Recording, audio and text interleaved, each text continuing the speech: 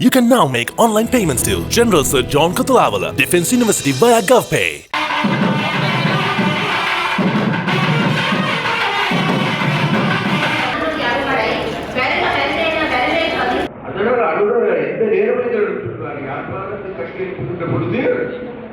யாழ்ப்பாணத்துக்கே உரிய யாழ்ப்பாணத்தினுடைய மரபுகள் அடங்கிய யாழ்ப்பாண மக்கள் யாழ்ப்பாணம் என்பது 2030 வருட யுத்தத்தின் காரணமாக சமரது பின்னோக்கி தள்ளப்பட்டிருக்கிறது.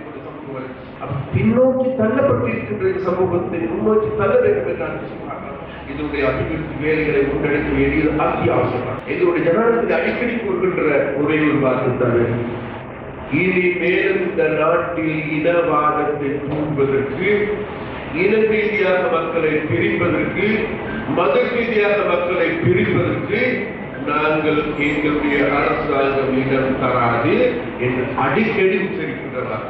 எல்லா வகையிலும் கேள்விக்குறியாக இருக்கின்ற இந்த மாவட்டத்தை, இந்த மக்களுடைய இருப்பை பாதுகாத்து முடிவது வேறு எதுவல்ல.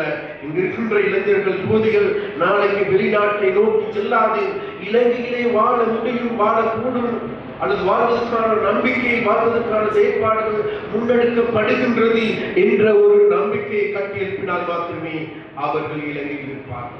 ஜனாதிபதியுடைய கண்காணிப்பின் கீழ் இன்றைக்கு KKS பிரதேசத்தில், காங்கிரஸ் பிரதேசத்தில் பெரிய தொழிற்பேட்டை ஒன்றை உருவாக்குவதற்கும் பலாலி துறைமுகத்தை விரிவாக்கம் செய்வதற்கு ஆழ்ந்த நடவடிக்கைகள் முன்னெடுக்கப்படுகின்றது.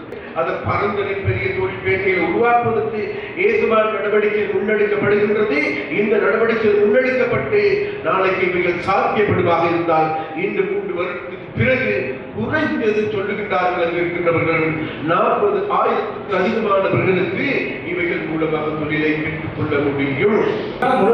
மாணவர்கள், ஆராய்ச்சியாளர்கள், கல்வியாளர்கள்